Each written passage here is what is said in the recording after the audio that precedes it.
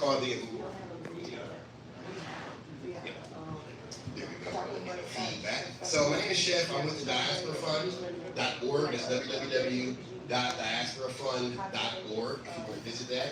But we're all about supporting the world into changing things for peace, for people, and particularly the diaspora, which is an international thing, an international group of Black people. And this young brother here is of the diaspora, and he's a genius, as everybody knows. And so when I saw the need, of course, I talked to the group that I'm with, like, hey guys, here's one of our geniuses, and we have to come support. And so that's what we're here to do. Simply that, nothing else. And I want to let everybody know that each one of you are very special, because it really only takes 1%. So this big giant group. No, because on the other side, right, the powers that be, what do you hear about? The money is controlled by what? 1%. That means to circumvent that, you need what? 1%. So we represent that. Every single one of you guys. Many people saw the YouTube, many people saw the Instagram, but only 1% showed up. And that's quality over quantity. And so I don't want to talk too much, because this is his event, and we're here to support this young man, protect this young man, lift him up, and get the knowledge out there for the people, by the people. All right. And they have a QR code over here if you want to donate to the Diaspora Fund. So thank you guys so much. And of course, thank you to Seafood Social for having me. A huge shout out to the team, the owners, everybody who allowed us to be in this space here today on Valentine's Day. And the last thing I want to go over is what I have here on this table. So this is Jabaroma, which is my all-natural products brand I started last March. The story of it is actually, when I was 16 years old, I was in welding class, and then my welding teacher told me, they put aluminum in deodorant, and it's been linked to Alzheimer's, because, in welding, we work with metals, so we work with aluminum and stuff, and I'm like, what? And I was like, is that legal? And he's like, yeah. And so as soon as he told me that, I immediately stopped using aluminum deodorant, and I stank for a long time, because most natural deodorant on the market is not good, and then it just doesn't work.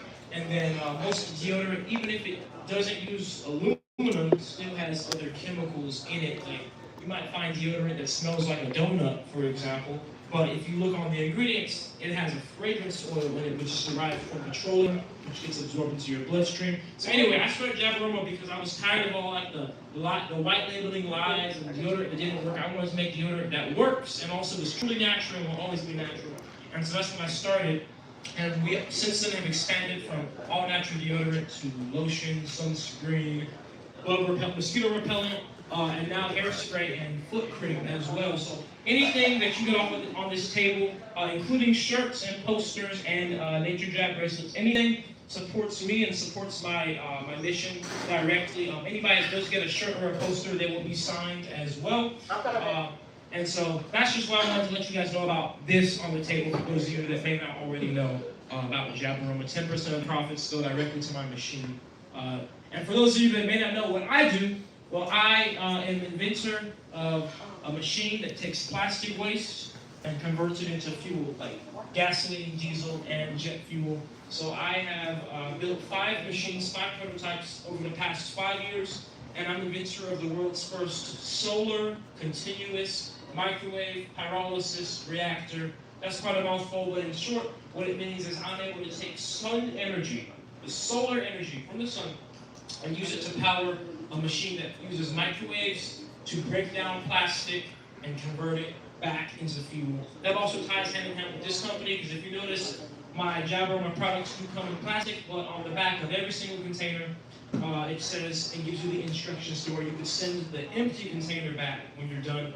And in doing so, you get 10% off Jabaroma products on our website for life. And I, of course, will recycle the plastic in my machine. So, we're all here, probably because you guys have seen me online for what I do. And before we get into the Q&A, I will give you guys kind of a rundown of what's going to happen, what I'm working on now. So, like I said, I've built 5 machines over the past 5 years. I'm working on my 6th machine, which is called the Mark V machine.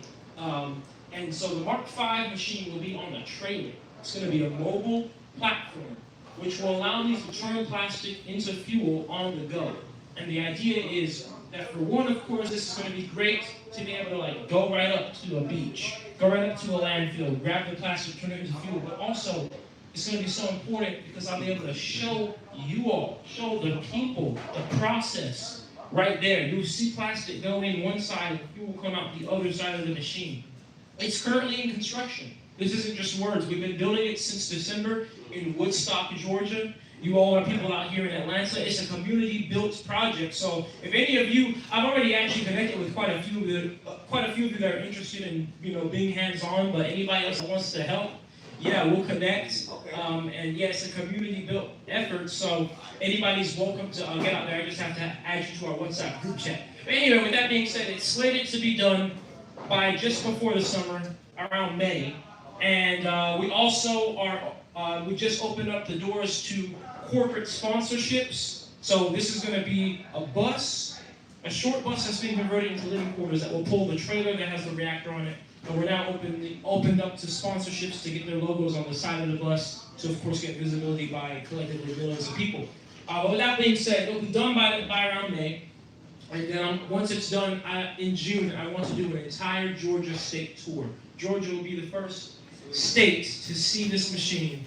So, let's go. Every big city in Georgia, every cardinal direction, north, south, east, west, so from Savannah, Georgia, Valdosta, Georgia, up here to Atlanta, Stone Mountain, Blue Ridge Mountains.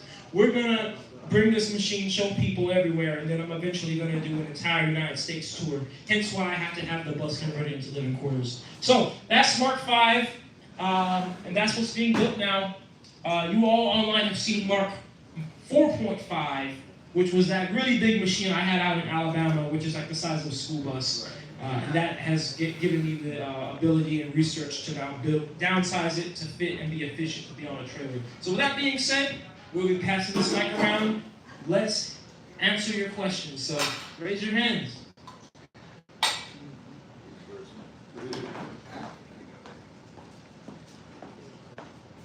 Nice to meet you again.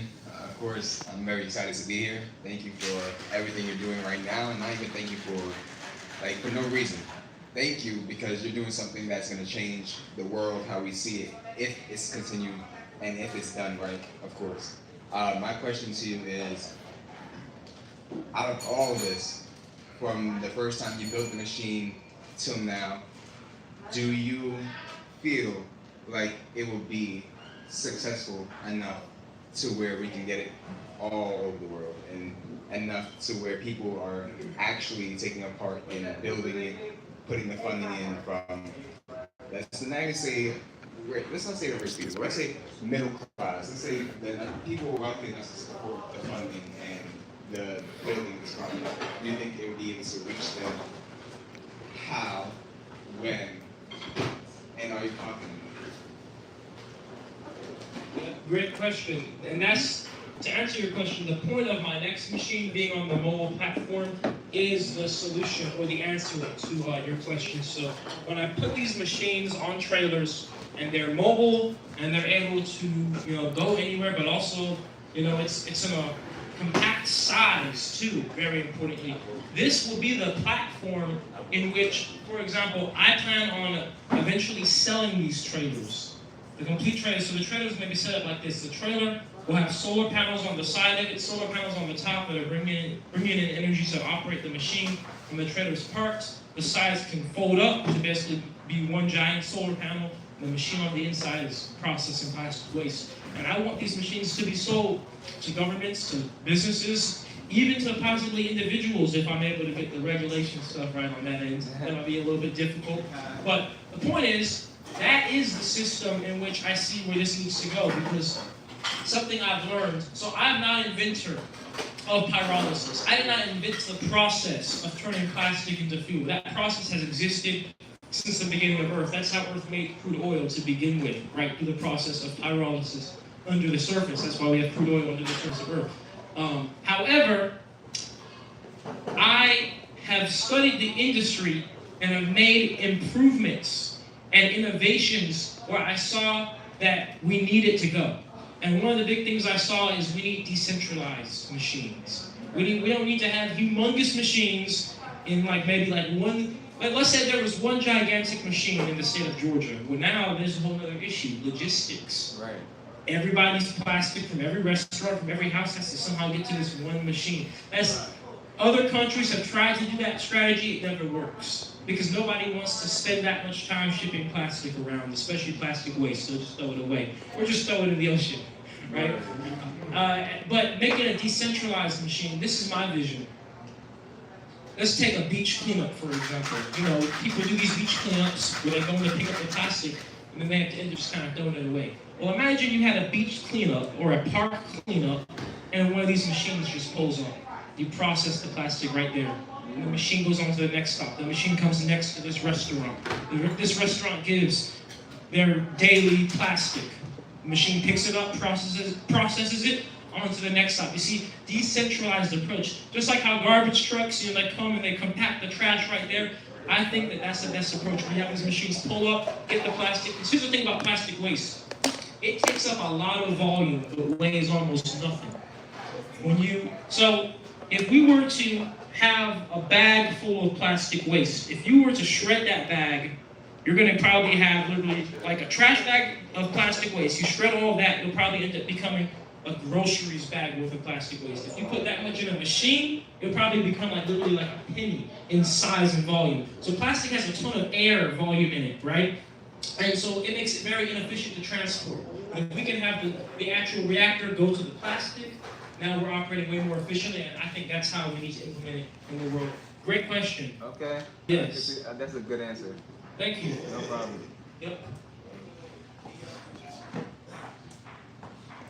Alrighty, my question is, of course, chemistry and chemical bonds. I'd assume you'd have 3 or more methodizations to go ahead and actually convert, plastic into petrol or reusable fuels. So I just want to know a bit more of the process relating to that. I would only assume that you'd have some sort of way to either heat or turn the actual plastic into either powderize it or heat it, then cool it, and then also distill it because, we still have contaminants from it. So I have kind of 3 questions for that. What is the either heating or powderization process for that?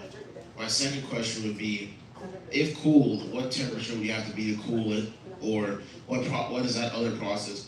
And number 3, do you have to eventually wash the plastic before you put it in there to go ahead and remove any other contaminants other than the plastic, or can you just pick up plastic off the ground and just instantly convert it? Great questions there. Firstly, one of the best things about my machine is that you can put any type of plastic in my machine. It doesn't matter if it's mixed, if it's clean, if it's dirty.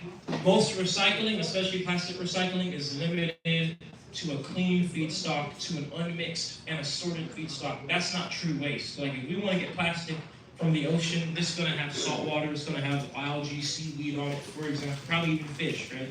And so I wanted to make a form of recycling that works on every type of plastic universally. Now, how the process works is this. The plastic is first shredded. Ideally, it's dry. It could work if it has moisture content, but the drier, the better for the machine. So first, the plastic is shredded, and then it's put inside of a chamber. So this chamber, think about it like a tube. That tube is enclosed and put under vacuum. So all of the air is sucked out of the tube continuously. There's no oxygen in that chamber anymore. So since there's no oxygen inside of the chamber, the plastic cannot catch on fire. A fire needs oxygen. That's the triangle of a fire. You need heat, you need air and fuel. There's no oxygen, there's no air. So the plastic cannot catch on fire. What happens is microwaves then heat up the plastic inside this vacuumed chamber, and the microwaves break apart the plastic into first a liquid, and once it becomes a liquid, the chemical bonds that make plastic break apart because of the heat. This is the process of pyrolysis.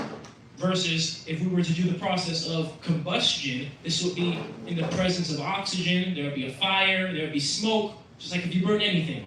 But since this is the process of pyrolysis, the plastic breaks down on a chemical level and does not catch on fire, does not make smoke. Instead, it returns to petroleum vapor. Why? Because plastic is made of petroleum. That is literally what it came from. When we mine crude oil and natural gas, our byproducts are the chemicals to make plastic. As a matter of fact, plastic on a chemical level has more energy in it than gasoline and diesel combines. It's very, and we all know this because, take a piece of plastic, put a lighter to it, what happens? It burns. It burns really well, catches really quick. And so all I'm doing is I'm extracting the crude oil back out of the plastic. So the plastic becomes a petroleum vapor. And that vapor is now just like how steam works. Steam can condense and turn back into what? Water, right? So now this petroleum vapor can be condensed. You were asking about the cooling part. So we have to cool down that vapor. I cool it down to about 30 degrees Fahrenheit. And so I cool it back down and it becomes a liquid. And that liquid is petroleum, crude oil. I call it plastic crude oil. There are some vapors that never condense. They're permanent vapors. And that is natural gas. And that natural gas is compressed into tanks, right? And now you have these natural gas tanks. You have your crude oil. That natural gas is then used to refine the plastic crude oil into plastiline, plastic diesel, plastic jet fuel. Gasoline, diesel, and jet fuel alternatives to plastic waste. And to answer any questions that you may have about that fuel, yes, I have tested the fuel in vehicles. I've run my gasoline in many different type of engines. Actually, last year in October, I ran a Scat Pack out here in Atlanta. It was a pink Scat Pack, and it sounded amazing off of the fuel. It had clean blue flames coming out of the exhaust. I've run many different types of trucks. I ran a 2022 Cummins diesel engine off of the diesel. I've run Ford Power Stroke 7.3s off of the diesel. And then last year in Tampa, Florida, I ran a helicopter jet engine off of the jet engine, or the jet fuel aspect of this fuel. So just like crude oil, we can turn it into every other fuel that we have from plastic waste. Great question. Next. Anybody? Nah, y'all got it. I already asked mine.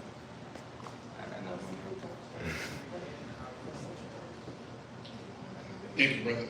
You mentioned something earlier about regulation, and paralysis is one of the most actively battled processes in Congress today, whether it be renewable or is it waste production, right? So when it comes to regulatory, it's the difference between your octane testing and your cetane testing for diesel. Are you currently going through the process of the ASTM certifications and all those? And what is that process right now to get past the regulatory hiccups or issues that usually arise from stuff like that? Yes.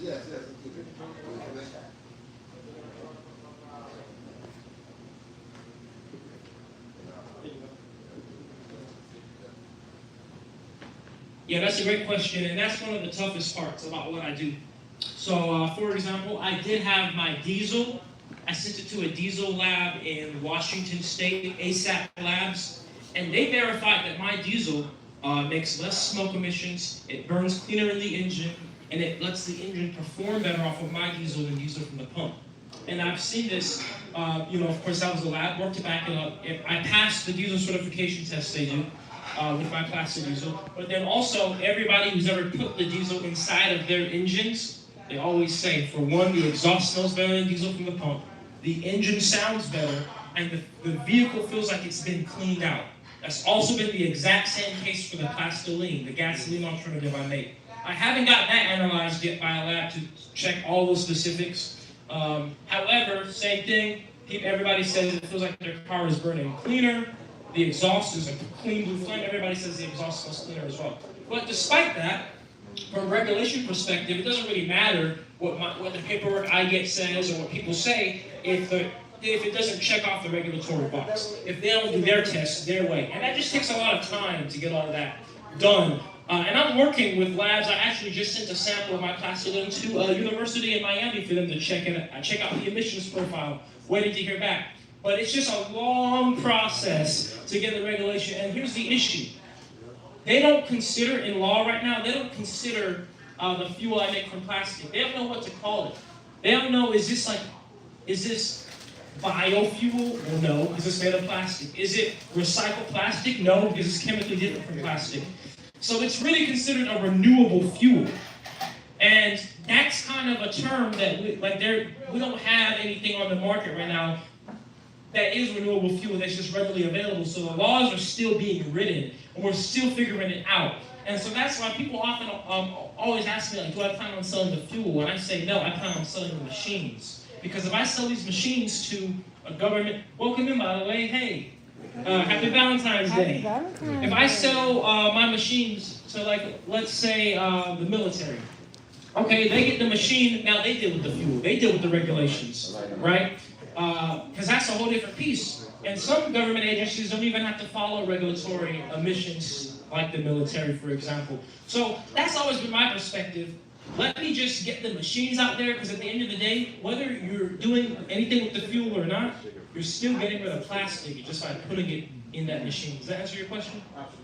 Thank you. Next. I got one. Yep. Yeah, go ahead. I have in my mind. My question is kind of might be explanatory for the young people, but how exactly did you even get into taking plastic and turning it into anything? And then how did you even figure out how to do it? Did somebody teach you? Did you read a book? Did you Google it? Like, how did that happen? And I think, I'm curious.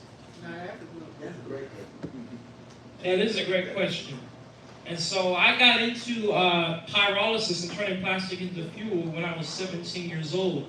That's when I built my first machine. And it all started really when I was around 15 years old. I was in environmental science class, and they showed us a documentary of the oceans and the plastic problem. And then up to that point in my life, I had literally convinced my parents to pay for recycling. And so I was like, well, the oceans look bad, but we're paying for recycling, so we're not contributing to the ocean plastic, right? There's only people that just throw plastic away, right? Well, at the end of the documentary, they said, oh yeah, by the way, less than 1% of plastic that you put in your recycle bin is actually recycled. So even if you're putting it in the recycle bin, it's still ending up in the ocean. And it just made me upset, because I felt scammed, I felt like we've been lied to, and then I also felt like, well, why aren't we recycling it? Like, what is the issue? So I started to do research, and I started to ask questions. And so I first asked, okay, why aren't we recycling plastic, right? And I figured out it's because they don't like to recycle plastic that's mixed, that's dirty, that plastic is so cheap to make that they might as well just make more plastic and throw it away. But then I also learned what plastic is made of, because most people don't know what plastic is made of. I didn't know, and I did research on it. I just typed in Google, what is plastic made of? Petroleum. It's made of fuel. And I was 17 at the time doing this research. And when I found that out, now I was not only just like, what? I was mad. Because I'm like, okay, so we go to war and kill each other over crude oil to make fuel, but now this thing that's all over the ocean that we can find everywhere in every environment is fuel. And then I figured out that plastic has more fuel in it on a chemical level than gasoline and diesel, and I'm like, you gotta be kidding me. So at that point, I then said, can you turn plastic into fuel? And then Google said yes. Pyrolysis, that's the process, and that's what I do. And at that point, when I figured that out, I said, let me build one. Let me see if it's real. So I put together my first pyrolysis reactor. I was 17 in high school, because I was going to high school my junior and senior year as a welder. And so I knew how to weld. And so I just put one together out of scrap metal parts. And it was like this, my first machine was like the size of a crock pot. And then it worked. It didn't work well, but it showed me that this is possible. And then from that, I just kind of got obsessed, where I'm like, not only does everybody in the world need to know that this is possible and that it's being done and somebody is doing it, but everybody in the world deserves this machine. Because nobody likes plastic waste. You don't even have to be somebody that cares about the environment to just be like, I don't want plastic waste everywhere. I don't want microplastics in my body. We didn't want every fish we eat to have plastic in it, right? It should be obvious that this should have already been being done. Because like we have the ocean cleanup projects, but think about it. They're gathering it from the ocean to do what with it? To throw it away. It goes in the landfill. Guess what happens when it's in the landfill? It becomes microplastics that end up in our air and water anyway. So that's my story, and that's how I started. Yeah. Next question. Nice. Next Oh, question. yes, I next have a question. Sorry, I was getting my food. I know you guys have questions. All right. My question is, how much plastic do you need to make, let's say, 1 gallon? Let's do 1 gallon start small. How much plastic do you need? Sure. And before I answer that question, actually, you guys want to say what's up to Instagram here? Instagram Live? Yeah. Yo. Instagram, we're in Atlanta at the Seafood Social right here. Shout out to the Diaspora Fund and shout out to Seafood Social for allowing us to be here. So guys, make your way out here. We have people from Brazil and all in here. But I'm actually, guys, on Instagram, I'm going to go live on YouTube instead. So move over to YouTube so that way we can have the long form video. So let me do that. And then I'll answer your question. Yep. Hold this for a second. I gotta get my charger. Thank you, brother. You know what I'm saying? Some type of way, yo. You screw one, screw it. Yeah. You know what I'm saying?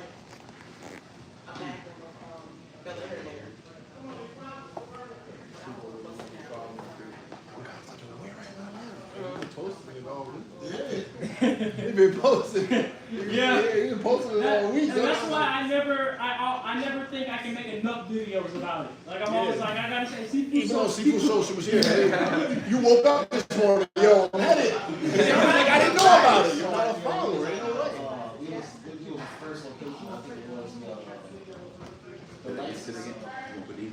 Oh yeah.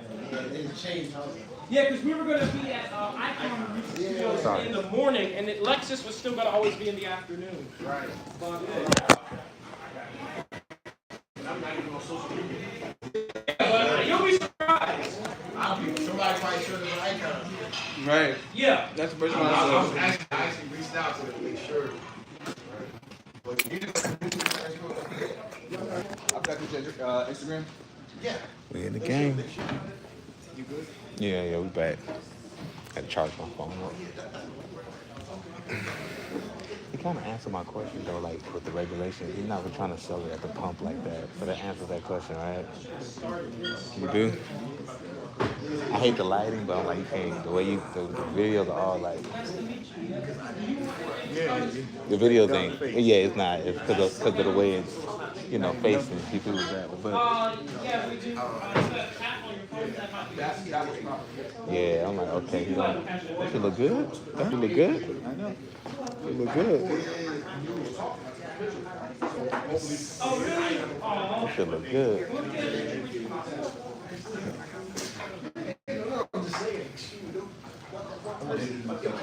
Hey. Hey. Yes, sir. Around, Really? Absolutely, we will. Thank you. What's your name? My name is Fred Smith. Fred Smith. Yeah, man.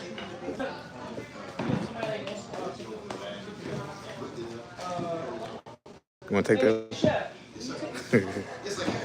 Look, she got a gift for my dog, Pyro. Wait, hold on. Let me get this. This is not Yeah. okay? I didn't follow it yet. Oh, that's so cute. Yeah, we can get a. Turn this way so y'all be like. Yeah. I'm not lying. Yeah. I'll get a picture. That light throwing everything off. That light. No. Face the window. Okay. Yeah, Chef, get on the other side. Yeah, for the light. Thank you. Damn, one time.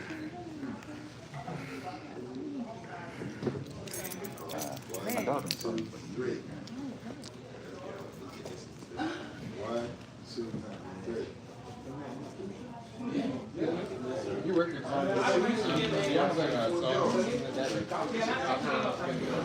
Yes, I got it.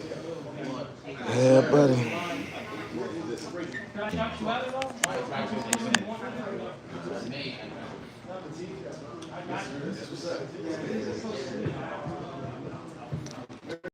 Clock. You can ignore my question. Let.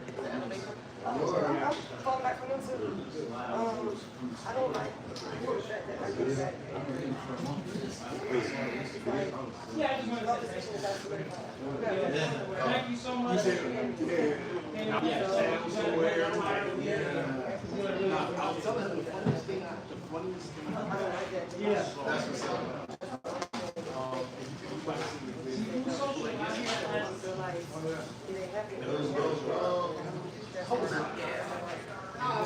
Appreciate it, Marco. Doing a little intermission. And you want anything from this table?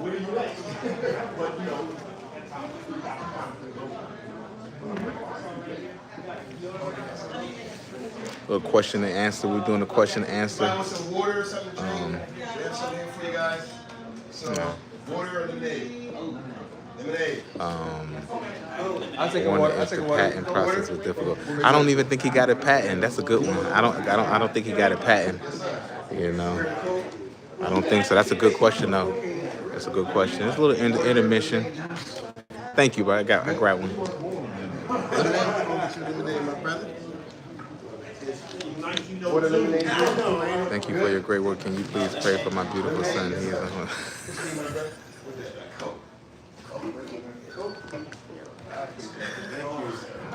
That was funny. That was that was funny right there. That was funny. Oh, I should block. That was funny. What we gotta do? You good, big brother? I'm gonna spill right here. Use on it. Put him in timeout.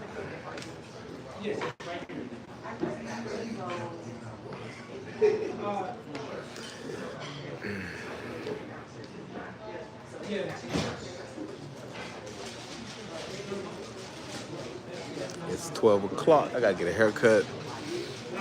And gotta get a haircut.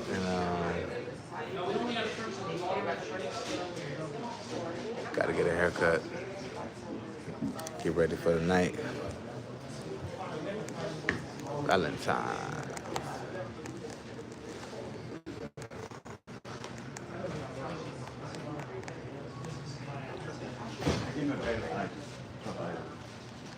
Yep, this is Nature Jab, the guy who turned plastic into fuel. We're at an event. He did a question and air community event, you know, the guy who turns plastic into fuel. And yeah, I decided to stop in for a minute. I gotta head out though shortly.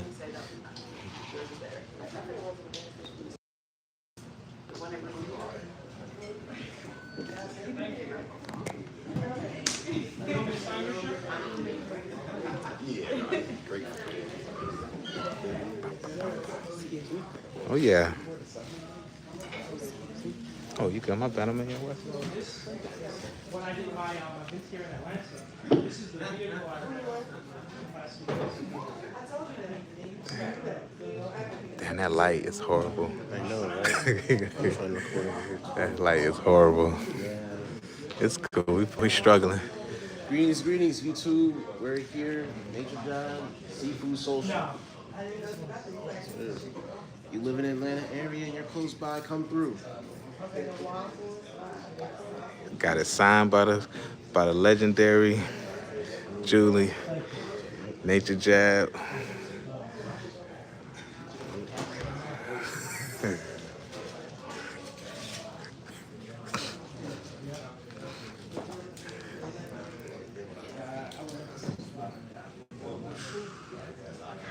All right, we're gonna get started on this Q&A.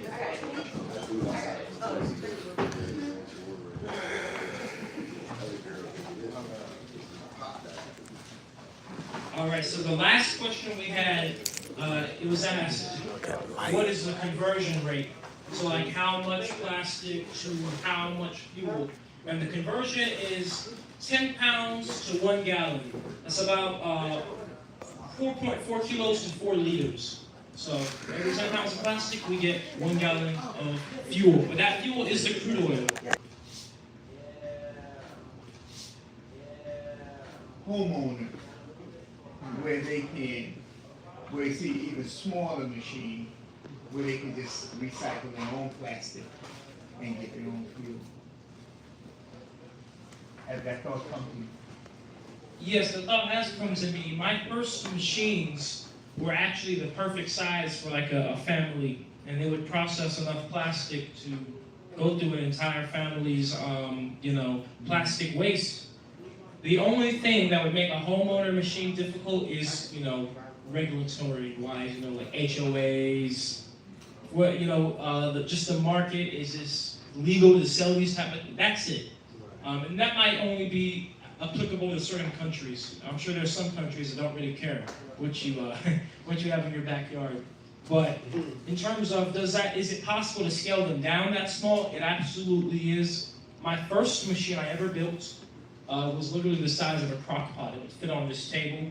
And then one of the best machines I ever built, it was Mark.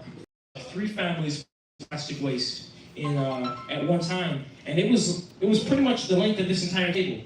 Very small machine, very small footprint.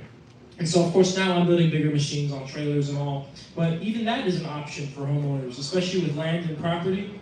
The trailer machine can process an entire community's worth of plastic, and then it's already on a mobile platform as well. So that's really... One of the YouTube comments also added about mobile home units. That's how that would work as well. A unit in a mobile, or attached to a mobile home, or... I think we just attach mobile home. Yeah, so with the mobile platform, when I'm starting to build these machines on trailers, the goal is to continue to make it more and more efficient. The ultimate goal I want is to get so professional and advanced with making these machines on mobile platforms, I can put machines on boats. And these would be boats that can go directly out into the ocean, get plastic waste, and the boat is just running off of the fuel that's being made. That's the goal. And then that way, like I said, I told you guys the question that I usually have, like when you have an ocean cleanup, like what happens to the plastic? It just gets in the landfill. But now this solves that. You're collecting the plastic, destroying it right there, now it's gone.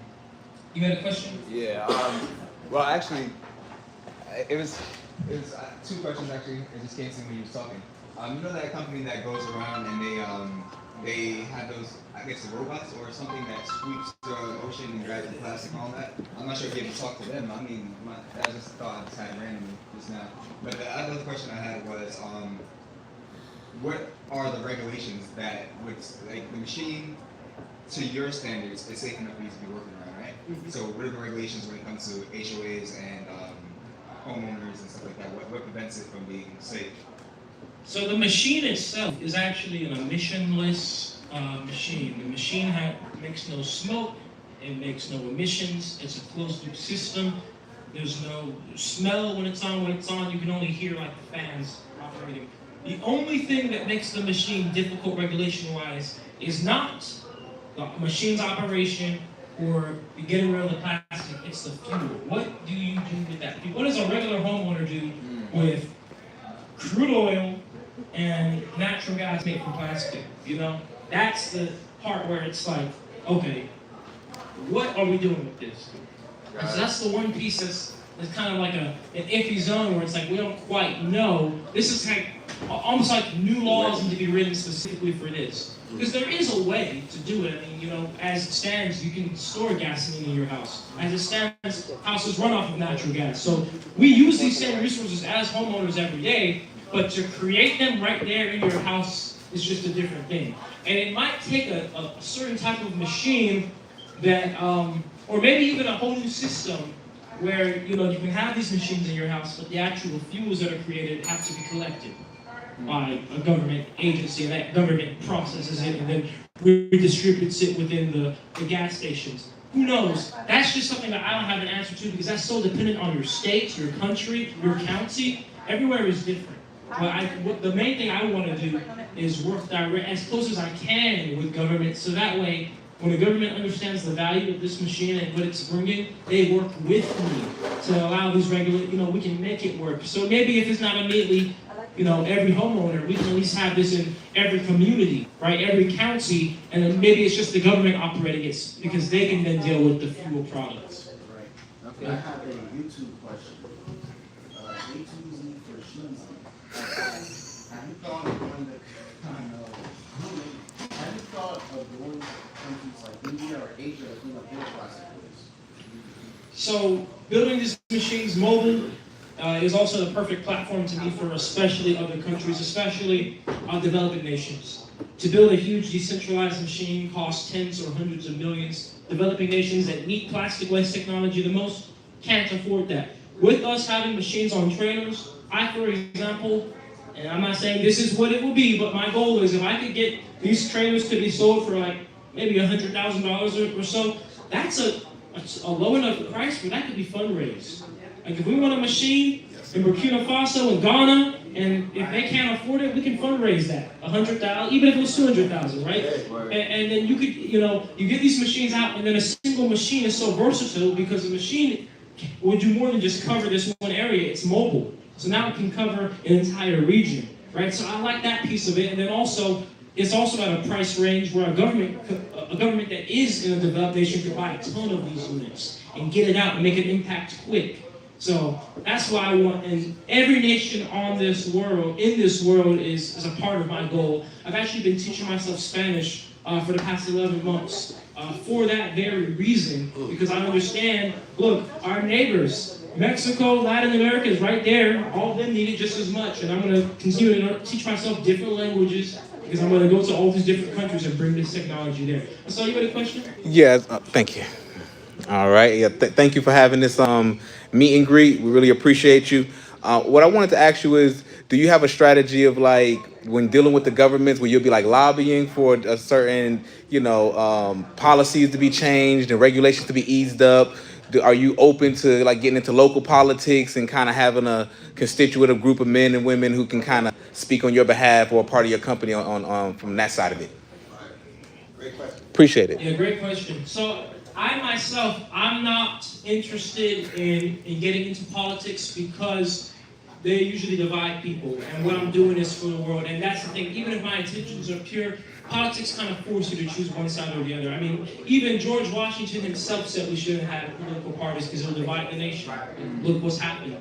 And I never want my mission to get diluted because of political stances that I may or may not even believe in. Because like I said, this is for everybody. So my position, I have no problem with working with people in politics, but my approach and angle of attack is more of, I want to make something that is a solution to so many problems that the government can't help but say, hey, we want this. For example, I just went to the WSA of Douglas County. That's the Douglas County Water and Sewer Authority. They take all of Douglas County, because I live in Douglasville, so they take all of Douglas County's sewer water and they filter it and clean it. Guess what they have the most of, and they have a big problem with? Plastic in the water supply. They have to pay tons of money to take this plastic out the water, dry it, and then they have to then go and send it to a landfill, and that's only if the landfill accepts it. This is a government agency having issues with getting rid of plastic. You know what I told them? They gave me a tour. I'm like, what do you guys think if I brought my machine here one day? Like, makes sense. They could see, just for the sake of getting rid of the plastic, not even the fuel, right? Just getting rid of the plastic, the value right there. And then on top of that, now you have fuel. And let's be honest, every government agency has vehicles that run for fuel. So now that's just a double-edged sword. And that's exactly what we need. So my perspective is, let me make an offer that's so good that they're going to rewrite the laws to make this work. Because that's the truth. If it saves businesses and governments money, and it can also provide them a resource, which ultimately is money, they're going to rewrite the laws anyway, because that's what this is a business at the end of the day. Like they say, America's a business. So it's kind of playing their game to get this out in the world. And then, like I said, for places that don't have the money to get this, I'm actually starting a nonprofit where we will raise money to implement these machines in those nations that aren't able to quite afford it.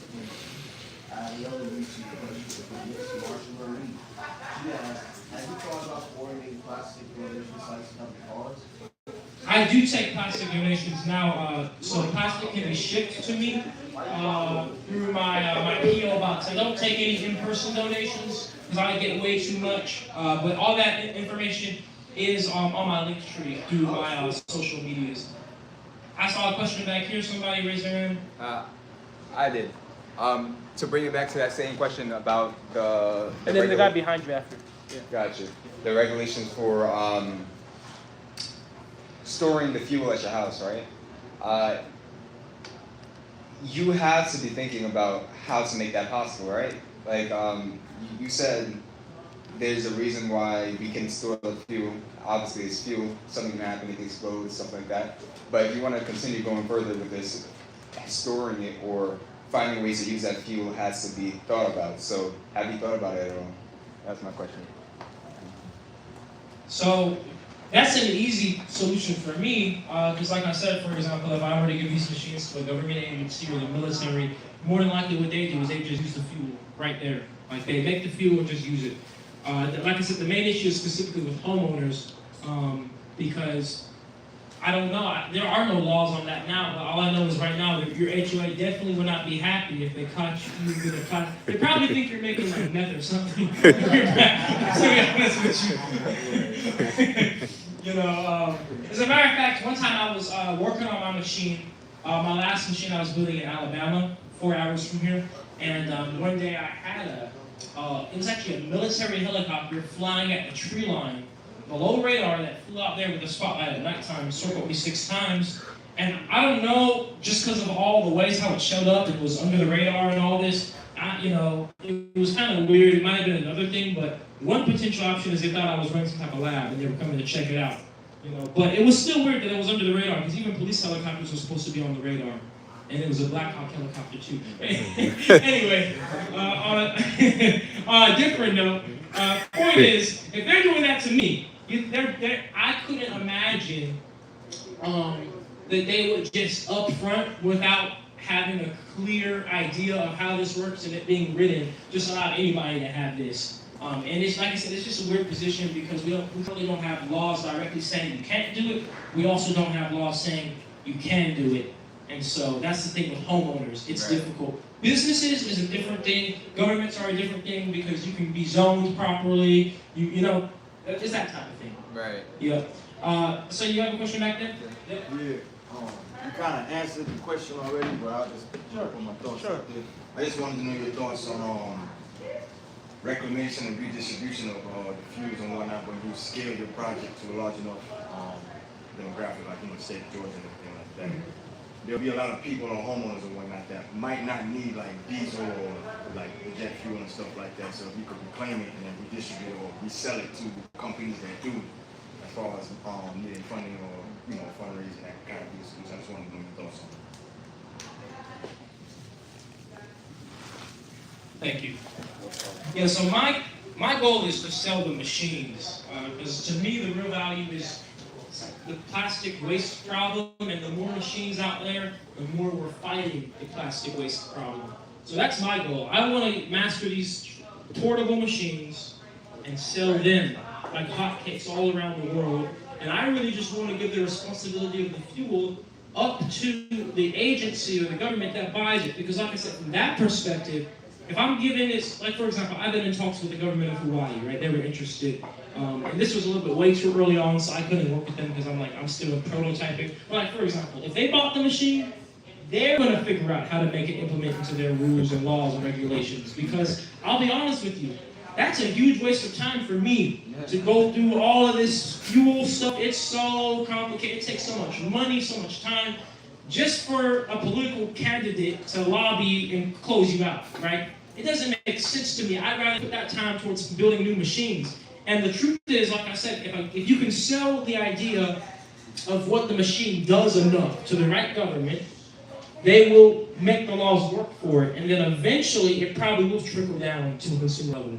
But I'm saying more than likely we'll have to start at a business and a government level, just given what it is, because what we're making is considered hazardous materials, because these are fuels that you don't want to contaminate the grounds. These are fuels that, of course, can explode and catch on fire.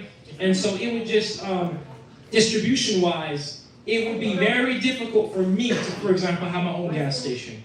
Like, so when I put my machine on the trailer, it would be illegal for me to drive around and sell you all you fuel, right? I could do that on the low. Some black market stuff. I'm not doing that, by the way, because I know somebody on YouTube is I never do that. But Hey, well, technically it's illegal for me to sell it to you. I don't think it's illegal for me to just give it to you. Get free fuel. Right. That's how we think of black market fuel. But yeah, this is kind of like prohibition all over again, right? Yeah. Question for you, walk us through the process from plastic bag, plastic waste to finished product. How long does it take? Great question. So the entire process is as follows. Let's just say you had a bag full of plastic bags. First, you're going to shred all of those until they're shreds, and then they're going to be loaded into the machine. And so there's many different ways you can load it into the machine. You can load it into the front. The machine also has a vacuum loading operation, where it's essentially like a vacuum cleaner that just sucks the plastic into the machine. Once the plastic is in the machine is closed, and then the vacuum pumps turn on to pull all of the air out of the chamber, evacuate all the oxygen and air out of the machine. Once the machine is free from air, in the inside of the machine there are these auger blades. It looks like a giant screw, a giant slinky, and it turns to rotate the plastic up and down the horizontal chamber of the machine. And so those turn on, and then microwaves turn on. Those microwaves then heat up the plastic, and they start to break the plastic down. But since there's no oxygen or air inside the machine, the plastic does not catch on fire. It cannot catch on fire. Just like, if you have a candle, you put the lid over the top of the candle, it goes out. It needs air to breathe. So there is no fire. Instead, what happens is those plastic bags that are now shredded, they melt, and then they break down again. And they go through a permanent chemical change called depolymerization, thermal degradation of the chemical bonds. And what that means is plastic is made up of these long chains called hydrocarbon chains, which is hydrogen and carbon bonded together. And these long hydrocarbon chains are why it's not biodegradable. The long, very long chains are actually so long that there's no microbes that can kind of fit their mouth around these long chains of plastic. Or tires. Those are the two things that are the main non-biodegradable things. But anyway, those long chains from the heat, pretty much look at the machine like a digester. The heat of the machine breaks those long chains apart, right? So the machine is degrading it. And what happens is after it becomes that liquid then becomes a vapor. And that vapor is no longer plastic. It's a permanent chemical change. There's no source of plastics, no source of microplastics. That's a completely different product from that vapor. And that vapor is the result of those hydrocarbon chains that made up plastic. Think about plastic like a solid form of crude oil. Now it's returned into the vapor form of crude oil. It's been liberated, and now it's permanently a new product, the petroleum vapor of crude oil. That vapor now is just like how water can turn into steam, and steam can then turn back into water, just like how clouds rain through condensation. That petroleum vapor can then be condensed back into liquid petroleum, liquid crude oil. And there's some vapors that never condense and stay vapors permanently, and those vapors are natural gas. They burn clean, they burn well, and they're compressed into tanks. So now, at this point, let's say the machine's been running for about 4 hours at this point. Now, after about 4 hours, you're going to have about a gallon or so of the crude oil. I'll answer that question to some people because it was a big machine. Now, the next machine will be smaller, so it'll take less time. But that was the case. You need to run the machine for at least 4 or 5 hours to get it to the optimal temperature to really start making a ton of fuel. And once you get it to optimal temperature, you'll be making about a gallon an hour, right? Especially when you're continuously loading plastic in. But anyway, so about 4 or 5 hours in, you get your first gallon.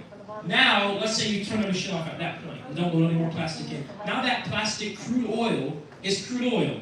It's not really suitable for an engine, just like crude oil is. It needs to be refined.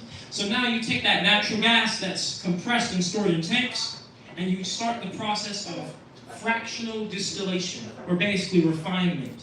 So this crude oil is in this keg.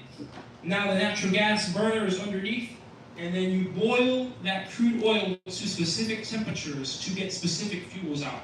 So the boiling point of gasoline is about 100 degrees Celsius or about 212 degrees Fahrenheit, the same boiling point as water, for example. So you heat up the crude oil to exactly that temperature, and then only the gasoline in the crude oil becomes a vapor and vaporizes off, and then it can condense and collect on the other side. So now we're just getting gasoline, just plastoline.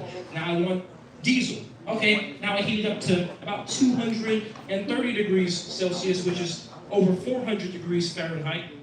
Now, just diesel is being vaporized. So at that point, that's such a high temperature, all the gasoline is already vaporized and gone. Now we're getting to the boiling point of diesel. Now diesel is coming over at that really high temperature. Now we collect that. Jet fuel is kind of in between gasoline and diesel. It comes over. Honestly, jet fuel is pretty much diesel with certain additives in it, so it's around the same temperature range. But at that point, we get our different fuels, gasoline, diesel, and jet fuel made from plastic waste. And that's how I know they're all different. I mean, that's how I know what the gasoline is, the diesel is, the jet fuel, because of the temperatures I had to raise the distiller at to get them. Another way I know is gasoline, diesel, and jet fuel is what's called the flash point. So, guys, what happens? I have a question for you all. What happens if you take gasoline, like you pour it on the ground, you drop a match on it? Like a second? Mm-hmm. Catches on fire. What happens if you do that to diesel? Yep. Diesel does not catch on fire with a match. Welcome in. Thank you, man. So diesel has a very high flash point. Gasoline has a very low flash point. You can drop a match in a tub of diesel and it will put the match out. So that's how I know it's different. I do a flash point test. I literally do just that. I take a lighter, light some of the gasoline, a little sample, all that caught on fire diesel, take a little sample, doesn't catch. Jet fuel doesn't catch either. And that's another way to verify the difference between the two. Does that answer your question? I have a question. My question is simple. Have you thought about educating, doing some classes, some type of training? That's something I'm personally interested in. That's what I like to do. So I kind of go in that direction biased. But wanted to see if you're thinking about that, if you want to do that, if somebody wanted to start that with you, what would be the steps? Yeah, I do plan on educating, and it's actually perfect because here's the entire idea. I'm going to build this next machine, and the blueprints will be made public. I'm going to write a book, and the blueprints will be in the book. This will be open source for the world. And so, now... Yes, sir. Thank you. And here's the thing. You can have the blueprints, but I'll tell you guys, I've blown myself up before.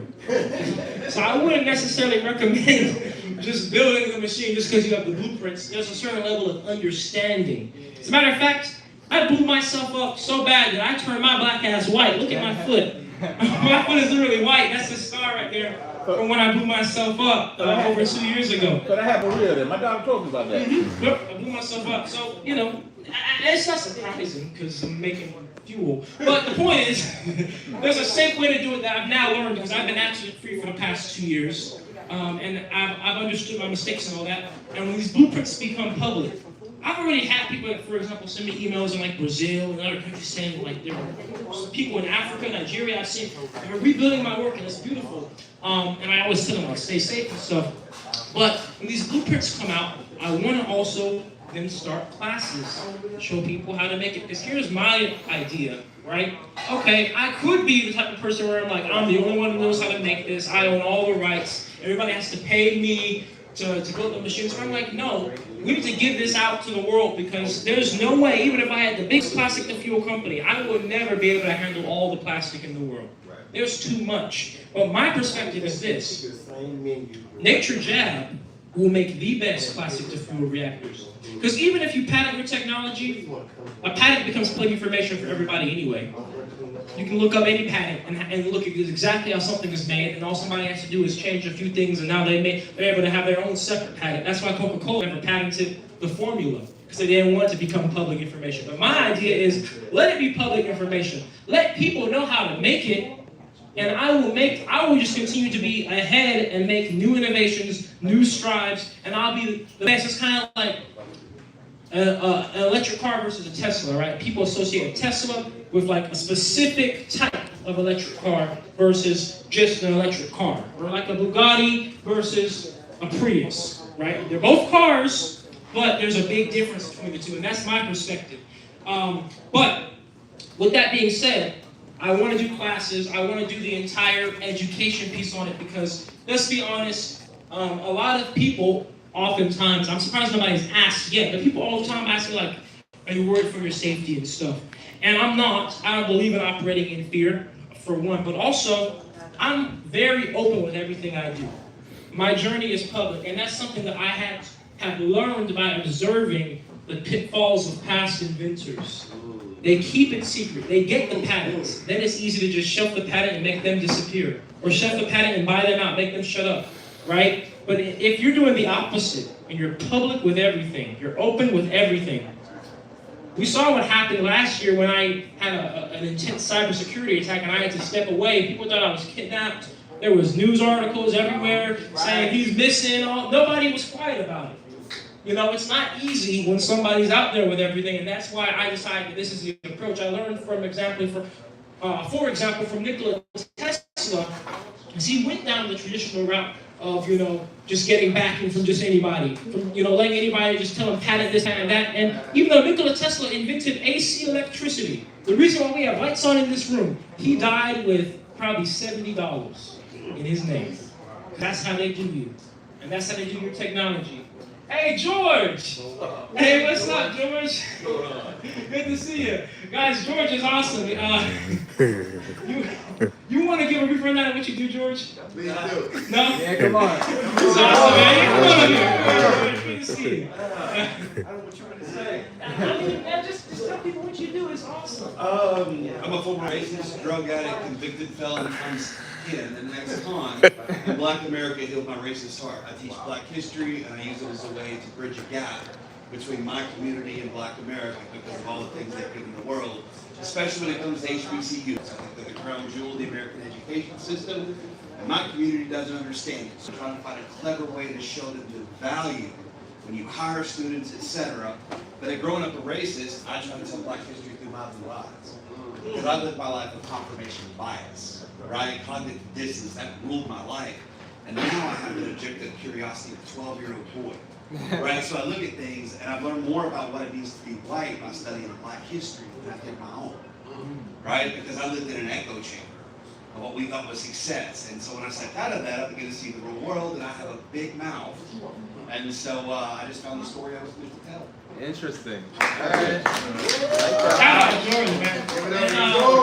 Yeah, and George is actually helped connecting me with HBCUs. You were just talking about the education. I am all about connecting and working, especially with universities. It's ironic because I myself, I actually am a university dropout, but I am all about that because I want to inspire, especially the youth, and I also believe that that we can utilize universities to work with this type of research, to do practical things that are making a direct impact on the world, and also line up with the sciences, STEM, STEAM, you know, these are all different terms. But yeah, so I'm all about the education piece, for sure. Next question?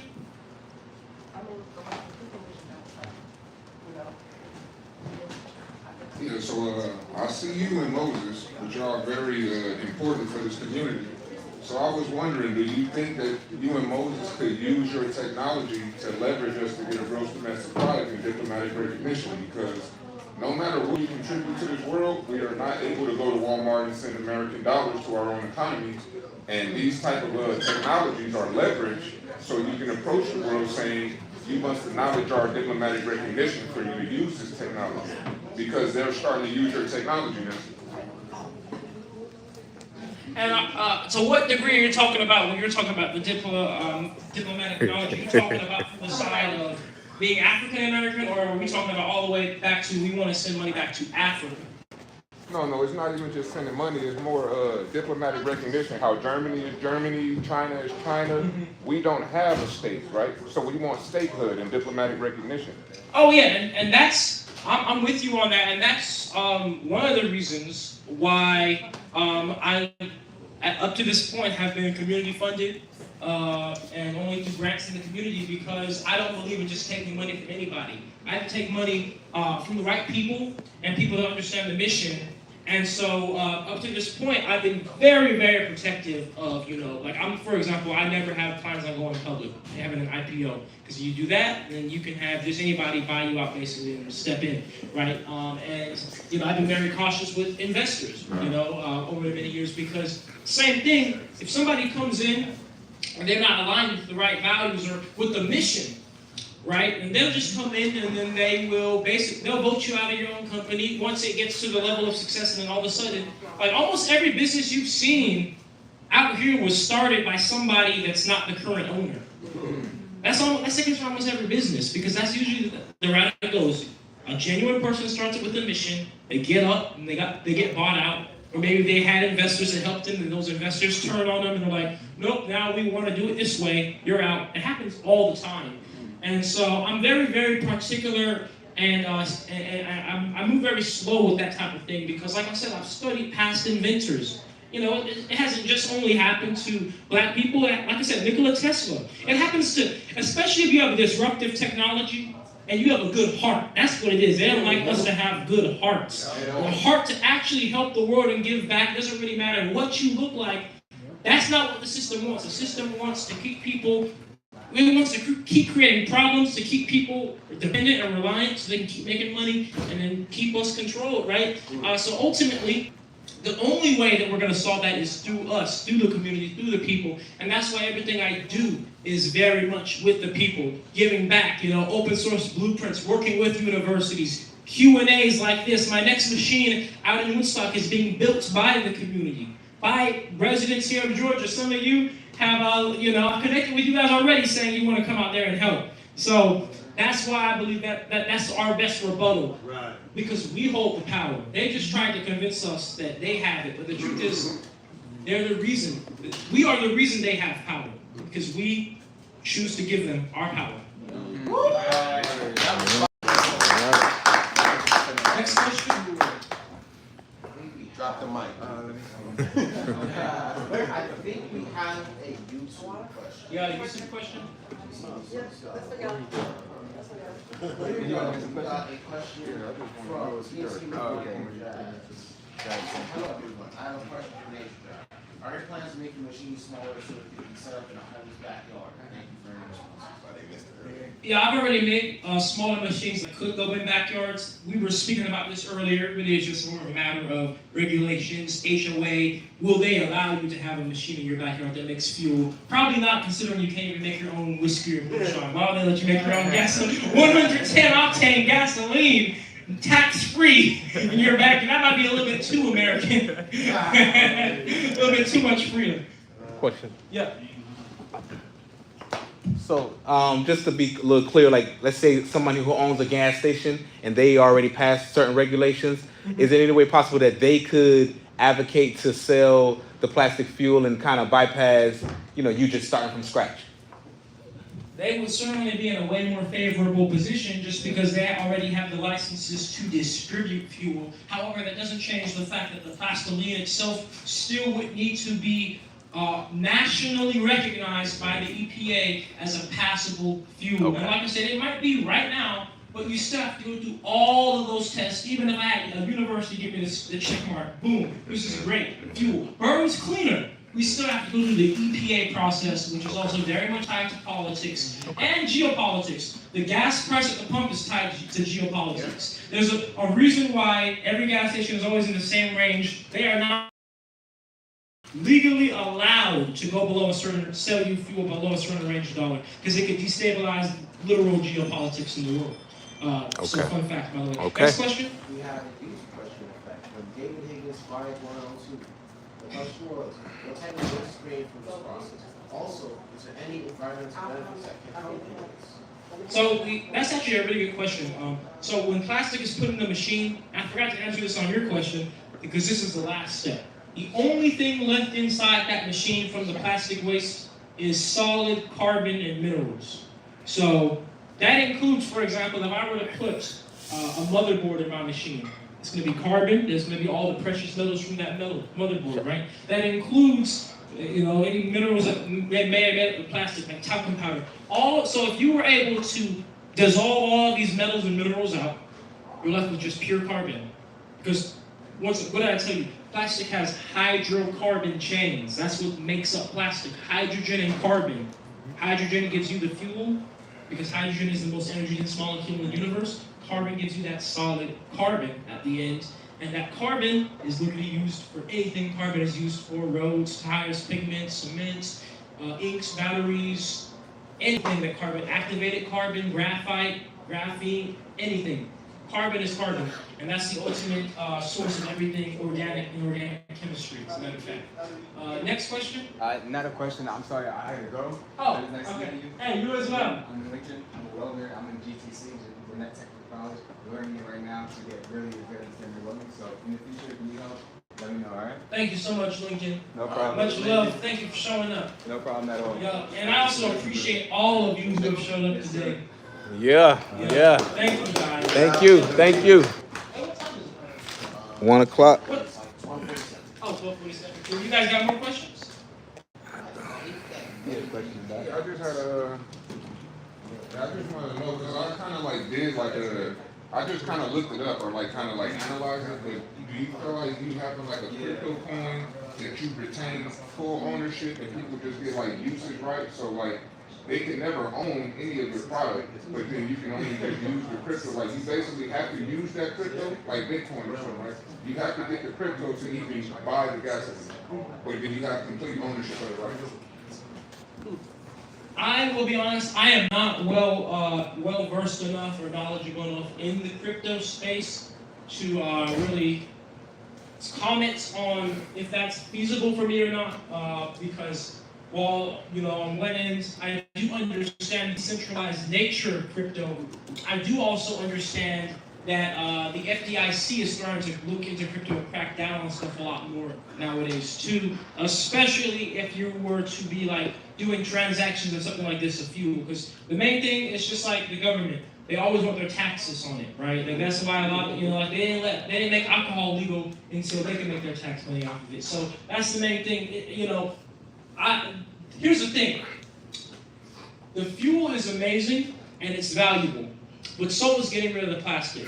And I would not want to be looked at as the black Pablo Escobar by the government because I'm trying to do black markets for the fuel, because I know we can get the fuel right with enough time. I know if we go through the right people, right Congress, right connections, we can get that done right. So it's important to me that it doesn't become some type of scandal of me doing black market, selling this fuel, and it turns out that I wasn't doing it regulatory, and I'm not complying regulatory-wise. Because to me, think about it, entire missions was kind of ironic, because I was like, well, you know what, to be honest, EPA, if you were doing your job, I wouldn't have to be doing my job, because we wouldn't have this plastic to this degree anyway, because we should have seen plastic as the environmental hazard. The fact that it's not illegal to just throw plastic in the ocean anywhere in the United States now, and we know what microplastics does, is just beyond me. The EPA, any government organization can, and that's why, like, my perspective is, that's why I can't get into politics, because if I get in to make it go quick, and I'm on this one side, well, what happens when the other side is in office? They can switch it. Versus if I just come in, I'm making an appeal to anybody who's in office. Any business owner, any government. This is just what I'm doing. I'm giving this to you so you deal with your plastic waste. Doesn't matter who's in office. Doesn't matter who does what. The law is written to benefit this government agency, and it'll be permanent and stay that way because they're the ones who wrote it to begin with. That's my perspective. But I also am only 22, and I've never done anything in the politics, so it's really more of just a theory. So, yeah, if you have better suggestions, let me know. You on point, bro. I want to commend you on your approach that you're using. Do not abandon that. Stay focused on that. Because it's the intelligent thing to do. We look at the fuel that comes from your machine, and that fuel is an evidence of an economic situation. It's not dealing with the value and the inspiration and motivation behind the machine, which is to heal the earth of the toxicity that the modern era has thrusted upon it. And I think if you continue to focus as you are focusing now and just strengthen that, that will be the magnet necessary to create change in the global community. And at the same time, because you being who you are, as the gentleman spoke about diplomacy or diplomatic recognition, that will automatically occur in due time, just like a tree that's planted by the rivers of water that gives forth fruit in due season. That is a part of the fruit that will come at some later date, as long as you continue to build value. And that's what you're doing, and the value is in your invention and what it can do for the world, not just for people, or not just how money can save people, how we can get rich off of it, whatever, you know. It has nothing to do with that. People only give money or wealth or whatever it is for things that they see value in. A man would only marry a woman if he sees value in her, and she would only marry a man that she sees value in. You know, so it's all about value, and I commend you on that. I just want to make that statement to encourage you to continue with that approach, because that is the winning approach. Yes, sir. Thank you. Well said. Yeah, well said. I appreciate that. Thank you. Yep. I've got I got our last two YouTube questions, which is one humorous and the other one serious. The first one is, are you related to George Washington? Yeah. Maybe. Could be. My mom's side of the family, they're all from Alabama. Wow. So it could be possible. Yeah. And by identity also. That question was from Frankie White, Alabama 6R. And our last question is from Morrison's Pouch. And his question was, how much is a machine? So, of course, that depends on the type of machine, because I've built so many different types. But let's say this one on the trailer that I'm building, including the trailer itself with the solar panels, I'm looking at about 60 to 70,000 to build it. And that's just my rough estimation right now. We'll see once it's finished. But that's how much it costs to build. And like I said, I want them to be sold in like the between $100,000 to $200,000 price range, depending upon what the final operation costs are and manufacturing cost comes to. Because at the same time, that is the price to build it here in the States. With States parts and all that. So it can only go down from there, to be honest. Stagflation. Yeah, stagflation. Yep. So yeah. Yep. Great question. Any other questions here? Anybody else? Broad question. You said that you were utilizing help. How do we connect to do that? Well, since we all are right here in the same room, you can just come up to me if you want to physically help the construction of the machine in Woodstock, Georgia. Or also if you have a company and if you're at all interested in being a sponsor on the side of the bus that'll be pulling the trailer, we can talk about that as well, since we're all right here in the same room. Do you have price points for that? I do. I have a sponsorship packet that I'll have to email. Okay. Yeah, but we can talk about it now. Make the connection now. We're all right here. Yep. Yeah, and for those of you online, by the way, if you guys didn't know, we are live streaming on YouTube. I guess I should have said that. Yeah. But anyway, for those of you on YouTube, you can go to naturejab.com/Mark5, and from there you'll find a form you can fill out if you want to be a volunteer to work on the next build. And from there, you can also find my email in which you can reach out if you're interested in being a sponsor. Yep. The mark, I'm just curious, with the title mark, what does that represent? It's just like it's just representing kind of like the Iron Man suits. They just have like different concepts. It's prototypes. Okay. Okay. Cool. So, yeah, cool. Mark 5. Yeah. I'm thinking Mark 5 will be the last prototype. Got it. Yeah. That's my idea. And from that point, every machine from there will no longer be a prototype. It will actually be like Generation 1 machine. Dope. Yeah. That's tight. Yeah. Yeah, an actual name probably will go with it too. Yeah. So, yep. Yeah, so I'm curious, do you need to partner with any nonprofits or anything? Do I need to? Yeah, just in case like that might be easier if you pooling money together. You know. Yeah, I'm actually doing just that. I started a nonprofit at the beginning of this year called Jab Innovations. I'm waiting on the 501c3 status, but here's how it's going to work. I'm building these trailers, which are going to be great demonstrations for especially people that with large networks, and that will allow me to raise money. Take nonprofit donations to Jab Innovations, and Jab Innovations will be responsible for constructing and deploying the machines that will go out into the oceans. Because there's no profits to be made by collecting the plastic out of the oceans, to be honest. Nature Jab will sell the for-profit for the trailer machines to be domestic on the, to government agencies and all that. So that's how it's going to work.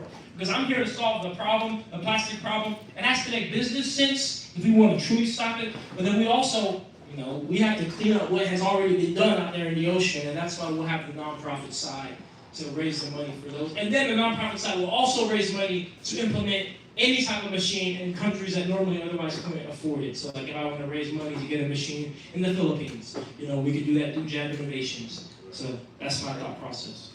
So I think we have not more of a question, but an inquiry from Prince Royale 195. They stated that they pretty much employed me to research whole medium labs. So it's a write down napkin if you want. Whole Medium Labs has its own YouTube channel and he'd love a collaboration if possible. Well, can you just tell that person to email me? Yeah. So I would say just email him.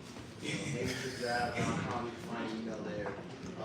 Email him, and pretty much you can probably get that sorted. For sure. All right, any other questions? I think so. Any other questions? I'm open to any and all questions. Is there a minimum sponsorship? All of that is shared in our packet. So we'll connect and I'll just send you the email and you can see all the different ranges we have. Yep. So we have a wellness center, a juice bar, and we wanted to potentially do a grand opening and possibly host the Nature Jab.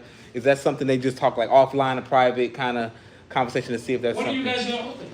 We're looking first week in March, March area. We're just getting the permits and stuff. We're going through that part now.